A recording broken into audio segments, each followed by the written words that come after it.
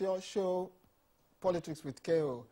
And tonight we're going to be talking about treaties and international agreements signed by Nigeria. We want to go into details as to how far we've gone in honoring most of these treaties that we've signed with the international community: child protection, human rights, gun control, and what have you. But first, you know, last week we talked about unemployment. We actually looked into the death, the unfortunate death of 20 or more Nigerians when they were out there looking for employment, writing exams, immigration examinations. So we did say that there's mass unemployment in Nigeria and no one is doing anything about it. Well, there's someone right in Canada that is taking a sort of initiative as to trying to do something about youth unemployment in Nigeria. So let's go straight to Canada, and we're going to be joined by Joanne. Joanne is the executive director of Grace Foundation, and I just want her to tell us what she's doing. Good evening, Joanne.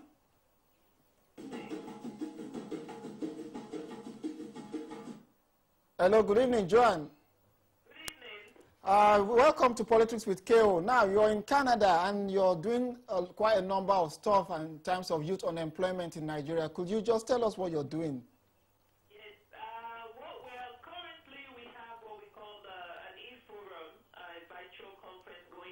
From April 1 to the 21st, and which is basically a discussion, online discussion by Nigerians and different international stakeholders who are interested in the issue of unemployment, education, and entrepreneurship. Yeah. Entrepreneurship amongst Nigerian youth. And the goal of this platform is to really hear directly from the horse's mouth in terms of what the needs of many of these Nigerian youths are, and what areas they feel that they need assistance with in terms of fostering personal development, career development, and also empowering them.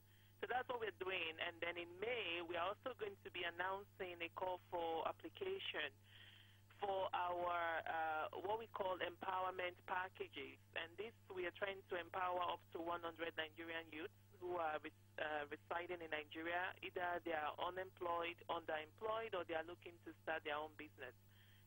The empowerment package comes with a whole suite of things, mini grants, financial grants. We have a professor in the U.S. who is the professor of entrepreneurship, who has signed on to work with some of these young, promising entrepreneurs for a period of 3 months to teach them the how tools of running a successful business, starting up a business, and making profit from it. We have things like mentoring. We're going to work with those who are still students to access online courses, free online courses. Many of these young Nigerians don't even know that a lot of the elite universities around the world now have free access to their courses. And so many of them, while they are home doing nothing, could actually sign on to the internet and, you know, get involved in these sorts of schools without walls, and use that to you know, better improve their skills. So we have so many things happening that are really geared towards empowering many more young Nigerians, and also hopefully... Joanne, I'm sorry, I would have to come in here. Joanne, let me ask you now, you're based in Canada, and you're trying to empower youths in Nigeria in terms of getting them into employment. Do you go home often? Do you have links in Nigeria? Do you have people based in Nigeria that are working for your organization? Yes. We actually, I consider myself bicontinental. So what that means is I spend some time in Canada and the other time in Nigeria. So I go back and forth. And then in addition to that, our organization, our physical location is in Benin City. But however, we do work with any Nigerian anywhere in the country who is interested in helping themselves, right? And so right now, our policy is that 80% of what we get, of the funding and donations that we receive, at least 80% of it has to go directly to the people who need it. And so because of that, our organization is run completely on a 100% volunteer manpower at this time. So yeah, we have, I mean, at least about youth volunteers from around the world, including in Nigeria, who are affiliated with our organization Okay. one way or the other. Okay, Joan, first let me apologize because we have your name as Grace. Well, you're the executive director of Grace Foundation. Your name is Joan, so I do apologize. One last question. In what way can those of us in the diaspora support your organization in terms of publicizing the work you do, and also the people at home, because we've got viewers from around the world, Nigerians? How can they support the good work you guys are doing out there? Thank you so much for that question. We have a website. We are very prominent on social media. If they Google us, Grace Foundation Nigeria, they should be able to get our contact information. Yeah. At the moment, we are still accepting financial and in-kind donations for our empowerment packages. And so if people wanted to donate money or donate their time as mentors or coaches, we would definitely accept those and be grateful for their kind contribution. Okay, Joan, thanks so much for being with us, and our regards to Nigerians in Canada. And this is your program. We try to link every Nigerian from all over the world. Thank you, Joan. Thank you for having me. Bye-bye. All right, bye. Yeah, viewers, that was Joan Ovavie from Canada. It's about youth empowerment, youth unemployment, and she's doing what she can in our organization. And that's what we say on this program. Even though we blame government for the things they are not doing, but what can we do as a people to help our compatriots back home? Well, your girl is here, Ngozi Gail. She's going to give us news from around the world. Then we're going to bring our guest in, Amy Oyekunle, the Executive Director of KIND, Kudirat Initiative for Democracy in Nigeria. She's in the studio. But first, Ngozi, before you start, what is it about women and makeup? Hi there. I don't know. Women have to look good. Okay. Good evening, everyone. He's picking on me because apparently I spent so much doing my makeup. I actually spent literally 3 minutes putting my face on, and Kaide is having a go. But to start off with the question that you asked, which was the things that Nigerians can do right. Yeah. Apparently, as a young Nigerian entrepreneur has been hailed by Forbes as the Nigerian's Mark Zuckerberg. You know, Mark Zuckerberg is the founder of Facebook. So they've hailed him for putting great technology into higher learning. Wow. And like the Facebook founder, 25-year-old Gosi Ukanwoke, that's his name, started a social networking site when he was in school. And of course, that sparked a bigger idea to create Nigeria's first ever private online university. That's good He's news. called it the Benny America University. And he started this 2 years ago. Now, the institution has just about over 10 tutors, I think, and about 200 students. And what it does is it actually allows the students to be able to access their classes at any time, from anywhere, and from any any internet-enabled device, which is fantastic. So, and among the courses offered, this is what I like the best, it offers global marketing, leadership and management, digital journalism, project management, and entrepreneurship and innovation, which, of course, not surprisingly, is the university's most popular class. And very interesting. Isn't this one of the things? That's really great, yeah. So now, the young man he's got plans on the way to build a physical private university building somewhere in Nigeria so that the school could accommodate another 10,000 students. So that's one for you on what Nigerians could do to make the country a better place. Good news. Moving on, now, don't pick on me, because I know everybody out there, especially my fans on Twitter, pick on me for this. Apparently, I'm a big, or one of the biggest fans for Sanusi. Yeah, we know you and Lamido Sanusi. Go ahead. Yeah. Whatever. Wow, this is good news. It shows that if we know our rights, we can actually get the country going in the right way. Nigerian court, Lagos High Court, has actually awarded Sanusi $300,000, equivalent of £180,000, in damages for being, after he filed a harassment case against the government. And so, you know, after he was suspended. And the High Court has also ordered that he gets his passport back because it was refused from him when he was detained unlawfully. That's the word, unlawfully. And his passport was seized on the 20th of February at Lagos International Airport. But now the High Court has said it should be given back to him. And what's more, that the government have no right to restrain him. They should not arrest him, detain him, or harass him unlawfully. Okay. I like that one very, very, very much. But having said that, Kaide, we must remember that in as much as people don't like him or whatever their stand is with him, this man was actually named Central Bank Governor in 2010 by Banker Magazine because he was widely respected, you know, after taking reforms. Anyways, I know we have to go and you've got a lot going, but this is good news for Nigeria. because the power cuts in Nigeria may be a thing of the past by 2020. The Nigerian energy company Century Power Generation Limited plans to raise about 700 But that's different from million. what Doyin Okukwe told us on Twitter.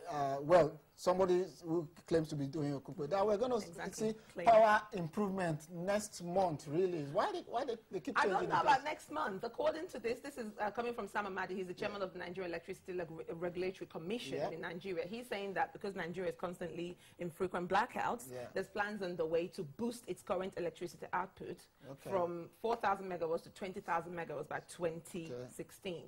So, and hopefully by 2020, it should be up to its maximum running potential of 1,500 megawatts. Wow. Here we are. That's another good news. Because it's always a pleasure to have you. And here you have it, Nigerians. You're going to have constant electricity by 20, whatever. They told us it was 2010, 2009. 2020 is more realistic. But tonight, it's about treaties signed by Nigerians. I mean, we've signed a lot of international treaties, and are we really complying with them? What are those treaties?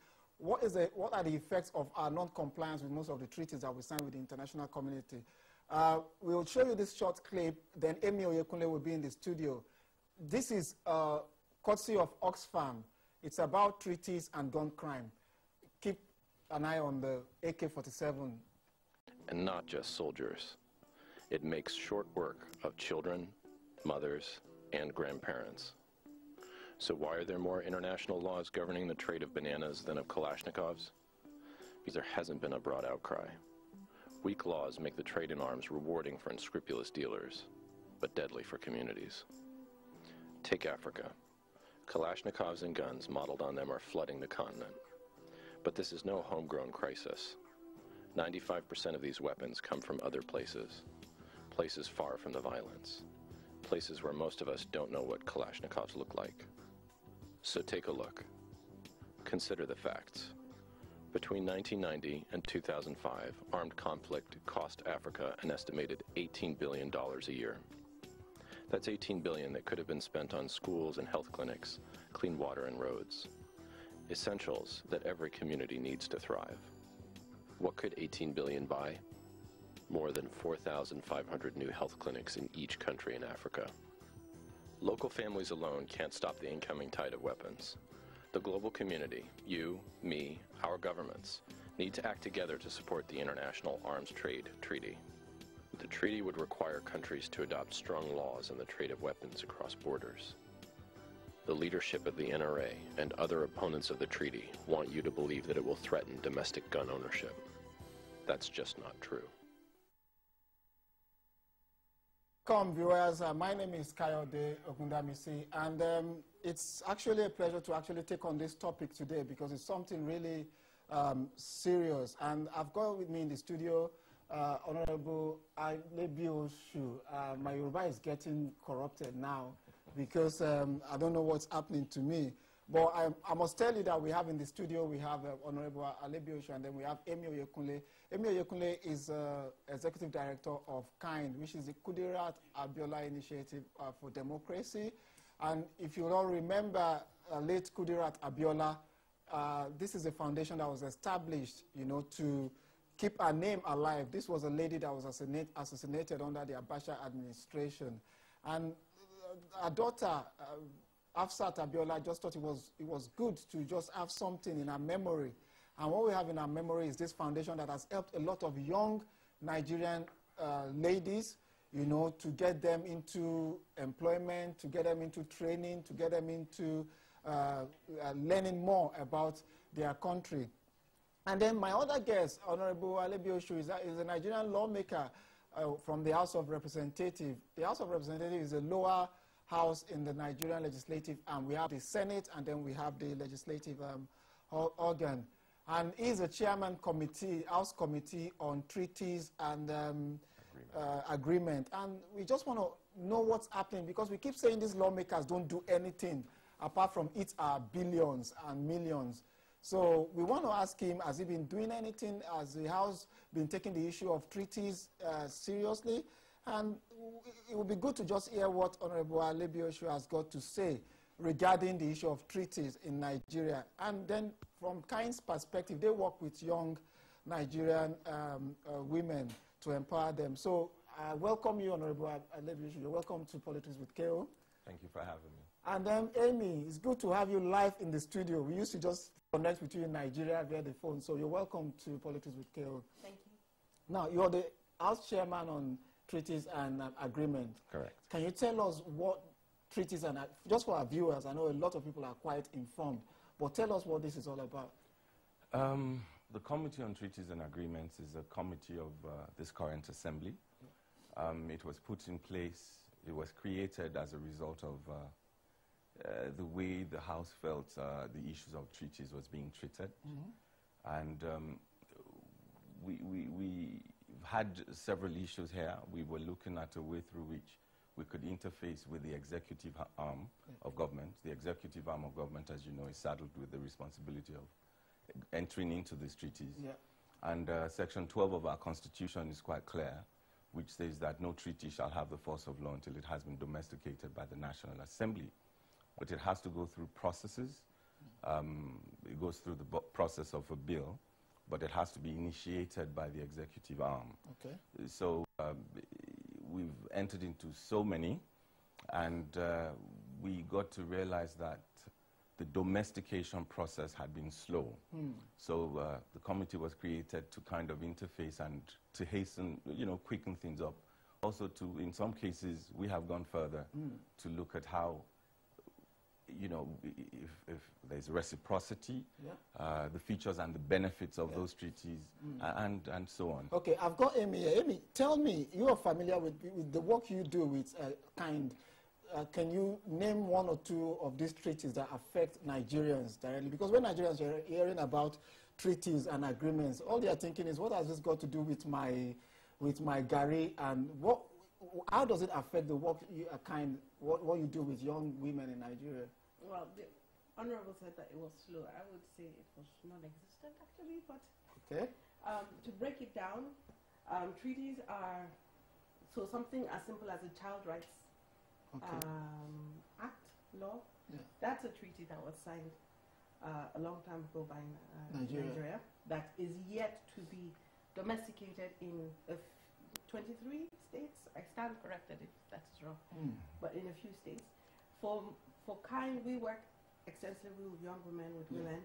So there are several treaties that have been signed. For example, the Convention for the Elimination of Discrimination Against Women, and for many of us, it's popularly called CEDAW. After that, there was another one called UPCEDAW. There's the African Human Rights Charter. Now, what those things are for the Nigerian people is that it breaks it down in certain very, very succinct languages what would happen to Nigerian, or what would happen to individuals or people. So, for example, child rights.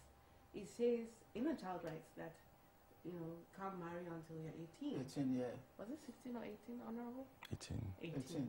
So that is one example. It says that every child has a right to education. It says that every child has a right to live a life free of abuse, torture, free of so many things. So it's a very encompassing document. So we just sign these treaties and just forget about it. And Honorable, what are the challenges? Whose fault is it that we've not had most of these very important treaties domesticated? Is it from the legislative arm of government or the executive arm of government? Okay, let me start by saying when the committee was created, we knew that we had to work, and we had to work fast. We had tried to, we had worked with a few people, and part of what we did was, first of all, to get the list of treaties entered into by Nigeria, those that had been ratified, those that had been domesticated. And we got to realize that the list we had gotten then was, I think, short of 250 treaties entered into, and less than a quarter had been domesticated as at that time. Less than a quarter? Yes. And considering the period that we had, we cannot initiate the domestication of these treaties. It has to be initiated by the executive arm. And take, for example, the Framework Convention on Tobacco Control. That's a treaty that had been ratified but not domesticated. But we'd had some issues with it. And what we did was to take on, we had to sponsor it like a bill. And we now picked out some important things that the treaty was that it intended to address. Yeah. And what we did was we sponsored it as a bill. It's gone through the first reading, the second reading, and has been committed to the committee, to the relative committees for public hearing. We also moved a motion as regards BASA agreements. Agreement, yeah. Because we got to realize that it's actually affecting our aviation industry inside out, most especially the local aviation industry. So how is the BASA agreement affecting our local aviation industry? Okay, for example, I think, if I remember, I think we've entered into about 78 BASA agreements. Yeah. And what's BASA, just for the benefit of our viewers who are in the UK? The BASA is the Bilateral Air Service Agreement. Okay. Yeah. And it's a framework in which the aviation sector runs in the various industries, or the agreements. It's usually bilateral. Yeah. You have the multilateral, which is the MASA, but we're talking about the BASA right now. And we got to realize that people weren't comfortable, had issues with, part of the issues they had flying locally was that they were worried, with thoughts of corners being caught and things like that. And while investigating, we got to realize that buses normally address the size of aircraft, the capacity of the aircraft, the type of the aircraft, pricing, and a whole lot of other things, and points of entries. And we got to realize that, take, for example, I think with the United Kingdom here, we do not have a national carrier in Nigeria. What we have is a flag carrier, which is ARIC, I believe. And ARIC has one entry point here. Yeah. And which is the Gatwick or? No, Heathrow. Heathrow, yeah. And when you talk of reciprocity, British Airways. We've got British Airways coming into Nigeria. We've got Virgin. Yes. Yeah. So we have an advantage. We're going to, now I'm going to talk about not even the number of airlines, but the entry points now. Okay. British Airways comes in through Lagos. They're coming through Abuja. Wow. I know they used to like to go through Kano, but that isn't the case at the moment. Yeah. Now, what happens is if ARIC comes here and you're going to, say, Manchester, for example, you would have to patronize the local aviation industry when you get off by connecting. Yeah. But you fly, if you're going to Abuja, you fly directly to Abuja. If you're going to, so they've got an advantage of ours. That advantage is there. I would want Amy to come in here now. The lawmaker has made very clear point about how we even sign treaties, and some to our disadvantage, and we just is it negligence on our part? Because it's quite interesting to see that actually, Nigerian lawmakers are actually looking into this and they're doing something about it. Amy, are they doing enough? Are we as a people also doing enough? NGOs are there? You know, it's a very interesting question, Heidi, because the truth is a lot of these treaties were signed a long time ago. Okay. And we used to have this joke in the civil society movement that most of the times when Nigerians go to all these meetings, they just put a paper in front of them and just, just sign off, like, okay, let's be recorded. Especially when we're going with 20 or more delegations, we just want to get out on the street and do our shopping. Some countries like America hasn't signed SETO. They haven't signed SETO. And what's SETO? Convention for the Elimination of Discrimination. Of discrimination against women. I think that they also haven't even signed certain human rights because they had issues. You see, at that point in time, you don't have to sign it. You can refrain from signing it. And much later. I know the Americans are not quite interested in the climate change. But they're actually very vocal about it. Yeah. Ours, we sign it, and then we come back, and it sits on the shelf forever and ever. Just there. So I do commend what is currently going on. The House of Reps. With House of Reps, because it is true. Some of these things are, like I said, they are things that are guidelines that not necessarily when they are put in place it would change a lot of things, but they are guidelines and very, very helpful regarding the kind of work that we do. If things like that, if the treaties are ratified and domesticated, it makes it a whole lot easier with the work that we're doing, which is pushing for women's equality, pushing for certain rights and certain things. It just makes it a lot easier for us to use this as a tool to say, look, you know what? You've signed up to this. This has been domesticated. These are the things that we're looking for. And then now we move on to actually monitoring. And I think that is probably where the Honorable should talk about also, because in truth, it is easy to say, okay, this is what we're pushing. there are 250 things that we find out we are yet. So how about the ones that we've how is it being reported? Because you see, again, a treaty is not just let's sign it, let's domesticate it. It is every year, or every 2 years, or every 4 years, depending on how it is supposed to be. You report based on what you said. Let me bring the lawmaker in here. First, is there a cross-party agreement? Is this an issue that cuts across the political parties in the House of Reps? Are people really, are lawmakers really quite interested in these across party lines? And also, if you react to what the point Amy just raised. First of all, let me say that when you talk of treaties, you're talking in regards to Nigeria. Yeah. I am a member of APC, which is the opposition party, and I found myself chairing the Committee on Treaties and Agreements. Yeah. But to be honest with you, like I said, there's so many challenges that are being faced. When we discovered that we had 250 treaties, we worked with some Nigerian consultants, and we eventually discovered that we had actually entered into about 400 treaties. And we now had to break them down. All of these treaties can't be looked into at a time. We had to break them down into aviation, environmental, and so on. And then we started to work from various sectors by picking, say, for example, which affects them, Nigerians most. Yeah. We picked aviation.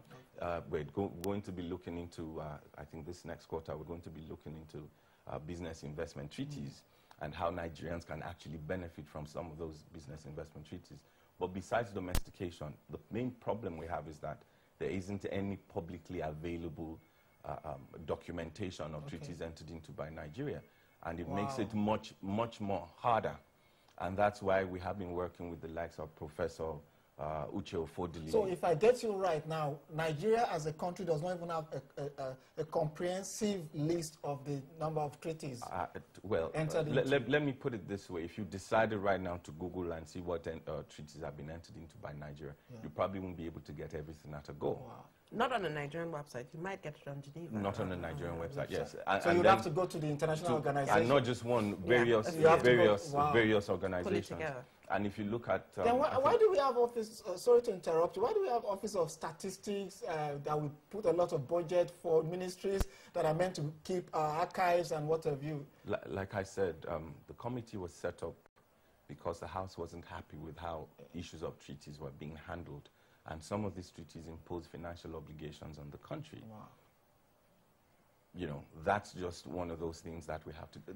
I'm not going to sit here and tell you that, oh, all is cozy. Yeah. We have issues, and the main thing is how do we tackle these issues? We appreciate and recognize the fact that we have issues as regards treaties. Okay. But like what you said, there's a treaty right now, there's an agreement being looked into between the European Union and ECOWAS.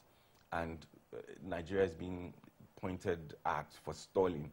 But the issue is Nigeria is now, I'm happy that that's happening because Nigeria is thinking, listen, how is this going to affect us? Nigeria being, I think we have a total population of ECOWAS of about 15 countries, a total population of about 300 million, of which we know that Nigeria... we have a chunk of the... Yes, over 50% of that, or 50, 60% of that. So we have to look at, listen, if we go into this with ECOWAS, how will this affect us? Okay. Before I go to Amy, I've got Francis on the line. Good evening, Francis. How are you, sir? I'm fine, Francis. What do you have to say? We're talking about treaties and Nigeria. Make your contribution. Where are you calling from, please? I'm calling from Preston after Manchester. All right, go. I don't know, maybe I will need to use this opportunity of treaty to ask the gentleman, Mr. Dayo, about some of the political issues that is going on in Nigeria at the moment. Okay, I'll give you the opportunity to ask 2 political issues and 1 on treaties. Go ahead, please. Thank you. 2 political issues. Like PDP has taken some of the members that are cross-competing to APC to court. I want you to show more light on today. Okay, and the second one? The second one is about the issue unraveled by the court judgment given about the Sanusi Lamido today. Okay. The treaty is meant for every nation to abide with. Okay. So which one are they going to adapt? And what they confirm the resolution is going to give to us as a Nigerian? Okay, okay. I'll let you go because I want a lot of people to contribute to this program. Go ahead. Are you a defector or are you original APC? Were you affected by I am from Lagos. Okay. I represent Koshofe Federal Constituency of Okay. Lagos.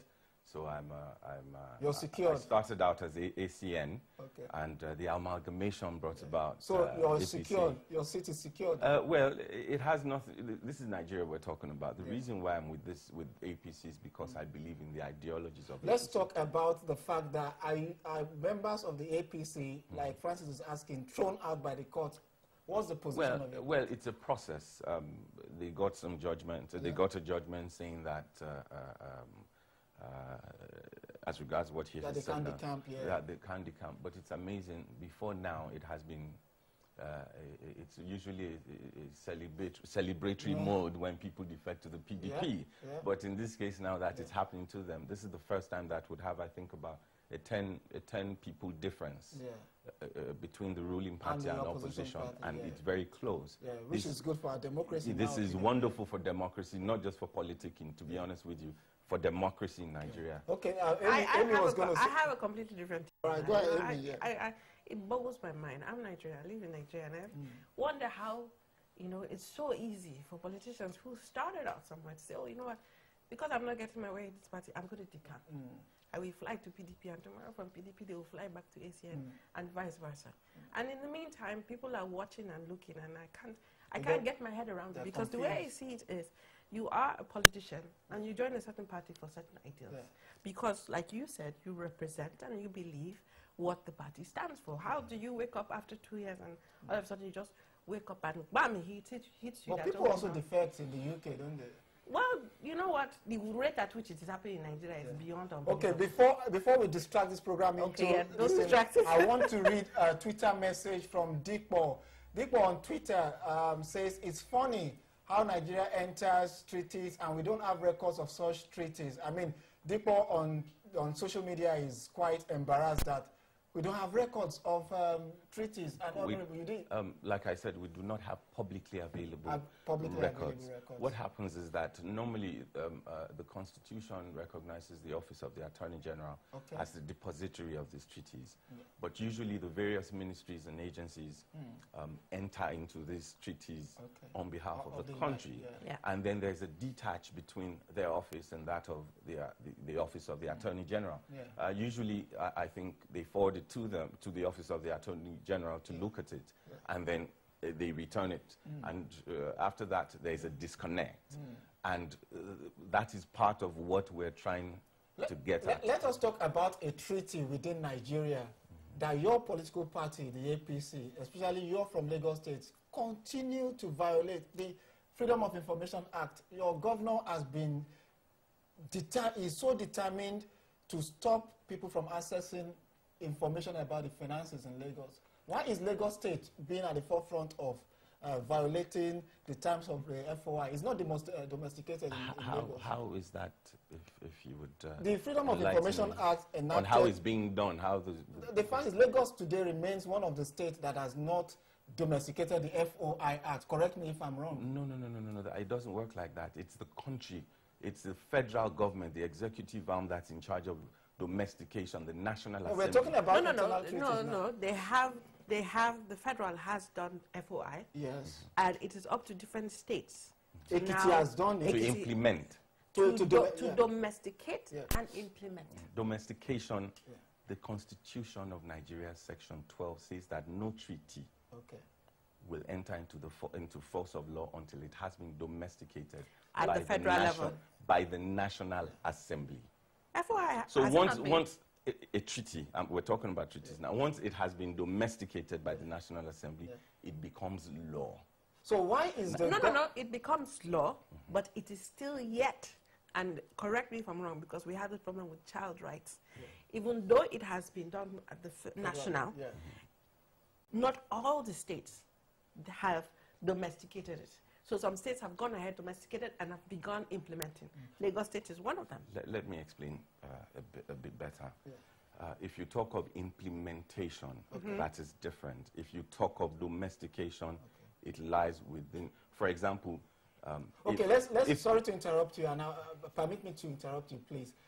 Let's now say even implementation. Why is Lagos State government not implementing the FOI Act? They won't implement it if they don't believe, if it is not being. Like I said, if it becomes law, if it's domesticated, you sign treaties, and you agree. Sometimes you would register your reservations and say, yes, we're going to be a signatory to this, but we're not comfortable with this clause, that clause, that clause. Yes. You bring it back. The executive, the federal executive forwards it to the National Assembly. Begin the process of going through the processes of bills where you do public hearings. People come in and speak. And now, when it becomes law, it means that if it guarantees rights, your rights, for example, and after it has become law, regardless of which state is implementing or not, if you decide to go to court to say, listen, my rights, for example, has been infringed upon. Okay, I've got Dayo on the line. Dayo, good evening. Mr. K. Yeah, Dayo, where are you calling from, please? I'm calling from Manchester. All right, go ahead. You're welcome. On the issue of treaty regarding the Freedom of Information Act, I believe the man on the far right is saying the right thing. There is difference between domestication and implementation. Okay. And it is when everything is being judged and there is differences plus or minus have been rectified by the House of Assembly, it becomes law. Okay. And no state, no matter what, they cannot even come on here saying that, yes, we assign and we want this law to be implemented in our state. Definitely right from the federal, it has been a law throughout the state, banned throughout the state. So that is what we are waiting for. If everything is being implemented throughout the realms of the government, it must be used. So there's nothing like Lagos State is now stopping or Lagos State is not implementing it. It's still yet to be clarified by the federal government. Okay. Up to today. Okay, Dayo, thanks for that. Dayo's got a point there. The Lagos State government has a problem with it's a federal system we operate, and they don't want to be bullied around with some Freedom of Information Act. I wonder why. They will tell us what I'm sure they have their reservations and stuff and things like that. But, you know, I'm a bit very hazy about this because I know that there are certain states, Lagos being one of them, where civil rights, civil organizations, civil society have pushed for the FOI and are using the FOI actively for that matter. There were several cases that we needed. In fact, EIE is enough is one of them. This, I forget which case it is. And they went to court. And it is being honored and it is being accepted. I'm going to, before I bring in Honorable Bush, I've got a Twitter message, Jesse Bay on Twitter says, billions in budget and we can't build a decent website in Nigeria. Or is saying that a country as big as Nigeria can have a website where you put all these treaties. To be honest with you, it goes beyond the website. It goes beyond just having a website. I'm particular. I'm an architect by profession, and when I was asked to chair this committee, it was like learning from the start. But because of failure, I brought in the likes of Professor Akin Oyebode, Professor Mikey Kariale, Professor Uche Ofodile, all of these people, along with some young lawyers, Ibrahim Obadino, Benga Ajala, several of them we have had to work together to say, listen, we cannot fail. It goes beyond party lines. This is Nigeria we're talking about. And the issue is this. A lot of people are of the opinion that when you talk about treaties, it's a government terminology. But no, it's important. Say, for example, the ECOWAS treaty, let me use that as an example. When you enter into a treaty, we need to know what the features and the benefits of those treaties would be. How will it affect us? As citizens. And so many things. For example, we signed the ECOWAS treaty, and that guarantees the freedom of movement, goods, and you know. And take, for example, there will be some items that would come in freely And, you know, power has been an issue, for example, in Nigeria. Yeah. And that's why it's cheaper, or it's cheaper to manufacture in other countries because of the cost of power. Now, it means that they would move to those countries, manufacture there, and bring these things back into Nigeria, and Nigeria will benefit. You can't even tax, you can't impose taxes because of the treaty, and quite a number of things. I've got, before Amy comes in, I've got Shibu on the line. Good evening, Shibu. I'm referring to the honorable gentleman. All right, go ahead, please. Where are you calling from? From London. All right, go ahead, please. Yes, I'm talking about the treaty, which he meant that they signed a treaty. And in Nigeria, political, they talk loud and they do nothing, you know. Like this treaty they are talking about, is that the treaty that can change ordinary Nigeria, you know? Is that the treaty they will sign for international community about Nigerian money laundering, politicians, or how to take Nigerian wealth outside the country? And they should put that one into law if they are signing a treaty, so that if they bring in those money into outside, if they take it outside Nigeria, they will be held accountable of that. And another thing which I want to say about the political of Nigeria is we're waiting for you to interview somebody like Tunde Bakari, but you haven't brought in a state, because that man is a Niger friend. I would want you to just get in touch with Tunde Bakari. This program is for everyone. We want PDP, APC, and we want every other person on the program. Amy, I'm particular about this issue about child's rights. You know, those treaties with the child, we had the case with the senator that married a 13-year-old, or is a 14-year-old, correct me if I'm wrong.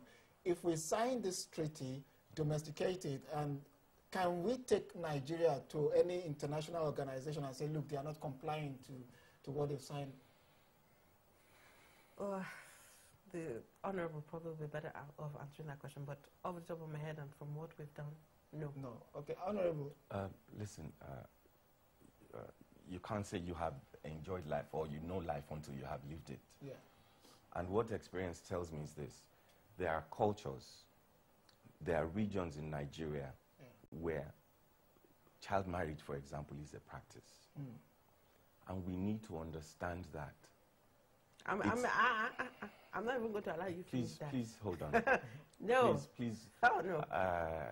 Where this happens, why don't you listen and let me finish, and then finish and I'll fly you back. Now, you need to apply the out-of-the-box rule. Okay. You need to get them to understand the implication of this. There are areas where they believe that, so we need to go soft on them. No, I'm not saying go soft on them.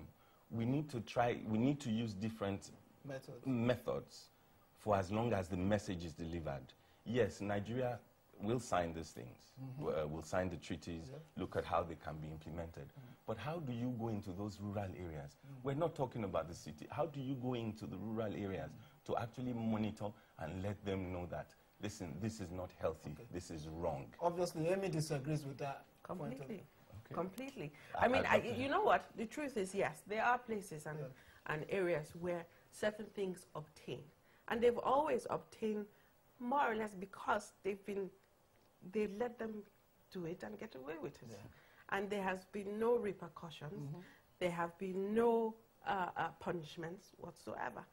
There's nowhere, and whether it's religion you want to use or culture, that marrying a child who is yet to even attain puberty is healthy. Okay. And this is what international communities are pushing for, an end to child marriage. Okay. In truth, the Child Rights Act, the way it is, even in SEDO, for example, one of the reasons why they said it wasn't immediately domesticated was there was claims that it pushes for abortion.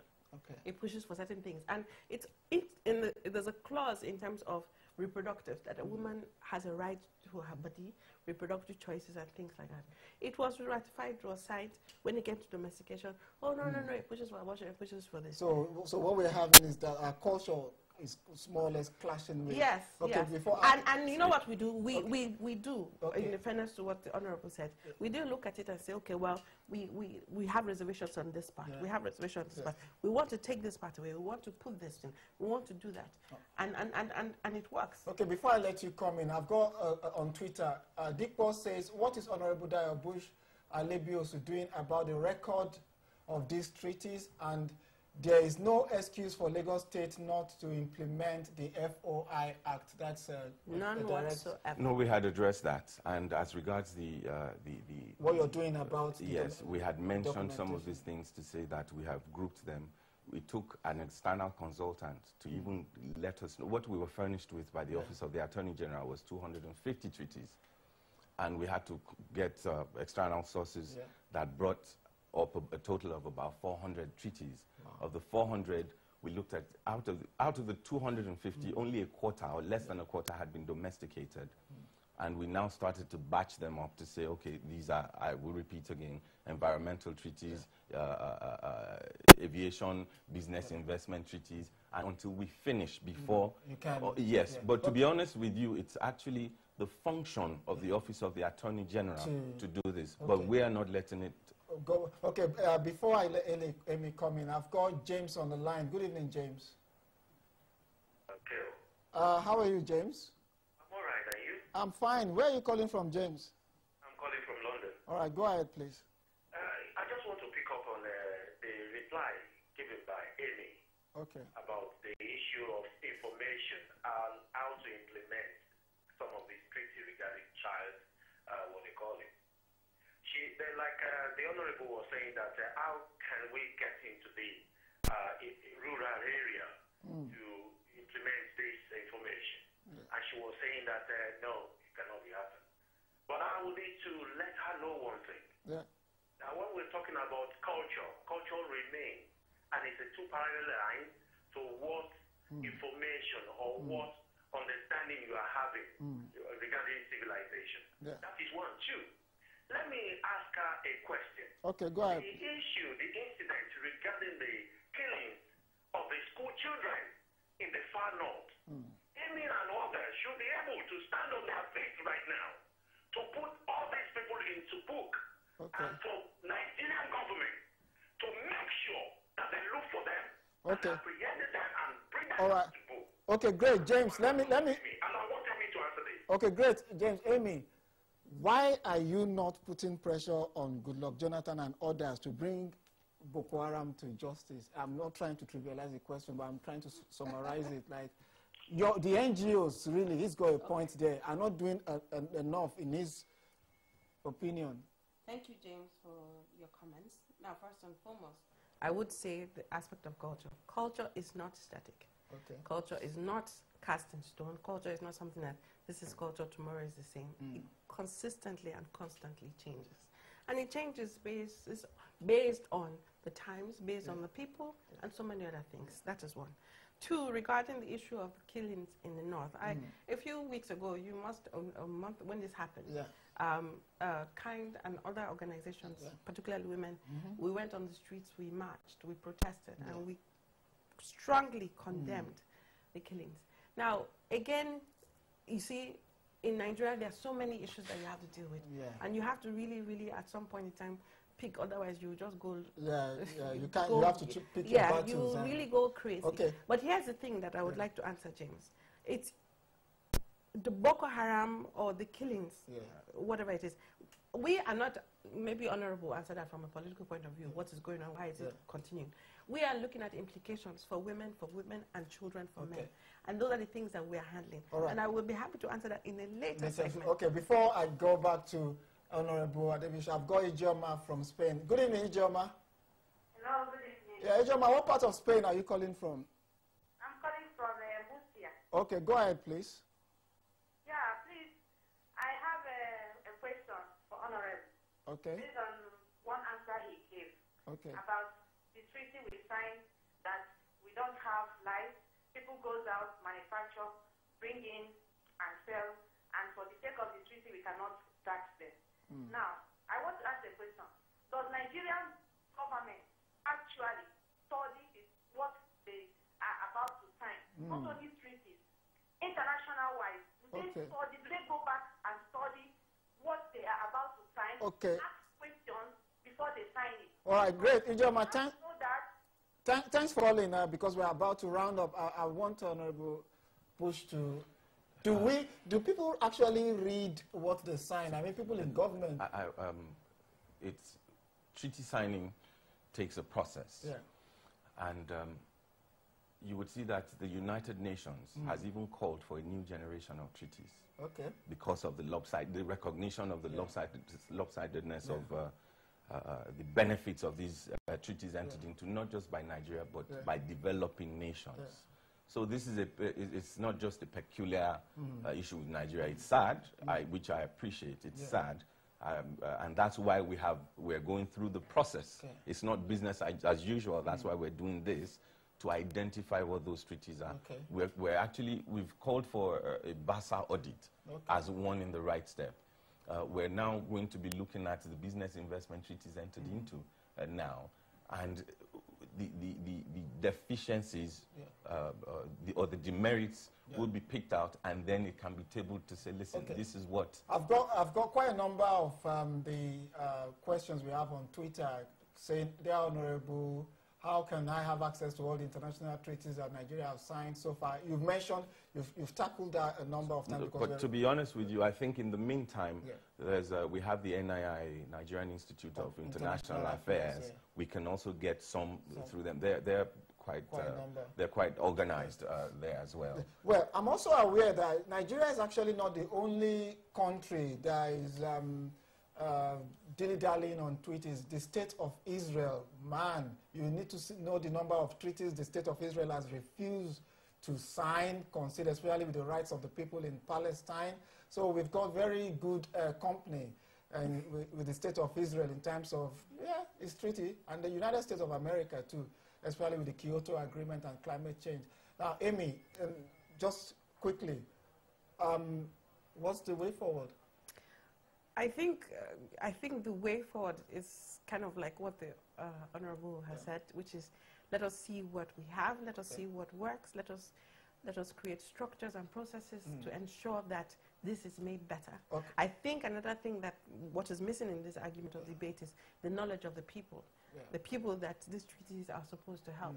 More and more, that is the problem that we are finding. I had mentioned that to say, listen, it goes beyond just signing those treaties, but we need to understand the contents and the features and the benefits of these treaties so that we can actually say that those treaties are for Nigerians. Right. Yeah, I've really, it seems my producer wants me to keep taking calls.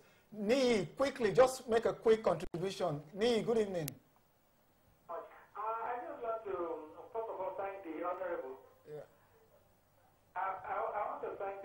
Yeah, go ahead, please, because we're just running out. My contribution to Amy is that we appreciate the work you're doing. But please, for goodness sake, I want you to calm down because, in relation to what the Honorable was saying, you see, it is always good because culture and legality, they are two, not that they are two different things. There's a clash.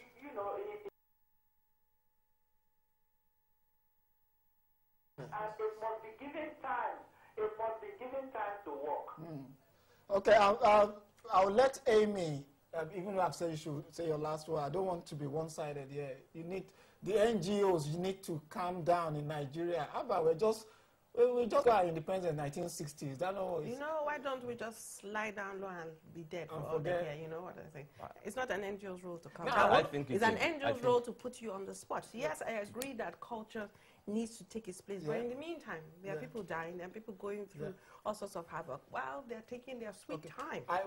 It's not a case of taking, let's work together. We're ready to work with you. We are how do you, listen, let's be factual here. They're going to be, these things, when you bring it to the floor, these treaties, you bring it to the floor and you vote.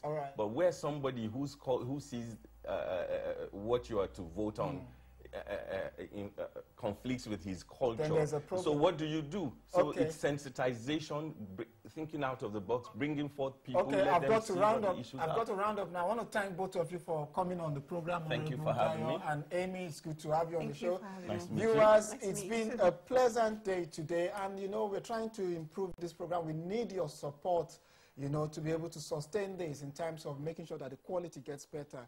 Ngozi and Tony, you guys have done a very tireless work today. Thank you. Good night. I'll see you next Thursday. It's going to be a blow next Thursday. We've got Omojua and Showore, the founder of Sahara Reporters. This studio is going to be hot. See you next Thursday. Good night and God bless.